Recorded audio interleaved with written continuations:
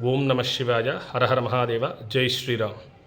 హిందూ బంధువులందరికీ కూడా మనవి, రేపు ఉదయం జనవరి 1 కాబట్టి అందరూ కూడా నూతన సంవత్సరాది అని అనుకుంటున్నారు, కానీ ఇది ఆంగ్ల సంవత్సరాది. ఈ విషయం మీ అందరికీ తెలుసు. మన నూతన సంవత్సరాది ఏంటయ్యా అంటే హిందువులకి ఉగాది. కాబట్టి మనందరం ఈ సంవత్సరం నుంచి మొదలుపెట్టి ఏం చేయాలంటే, మన మహిళలు ముఖ్యంగా రేపు ఉదయం ముగ్గులు వేసేటప్పుడు ముగ్గుల్లో జనవరి 1 వద్దు ఉగాది ముద్దు అనేటువంటి విషయాన్ని, హ్యాపీ న్యూ ఇయర్ అనే పదానికి బదులు మనం ఈ విషయాన్ని రాయాలి. ఎందుకంటే మన రాసింది చూసి 10 మంది దీన్ని ఆచరించగలగాలి. ఉగాది అనేది మన పండగ. ఎందుకంటే పరధర్మం ఇచ్చినటువంటి పండగలను చేసుకోవాల్సిన అవసరం లేదు.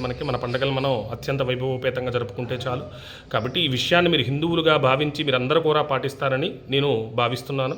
కాబట్టి అందరూ కూడా wish you happy new year అని ఎవరన్నా చెప్పినా కూడా, నాయన మాది నూతన సంవత్సరం వచ్చి ఉగాది కాబట్టి ఇది కాదని చెప్పి మనస్ఫూర్తిగా మీరు చెబుతారని నేను ఆశిస్తున్నాను.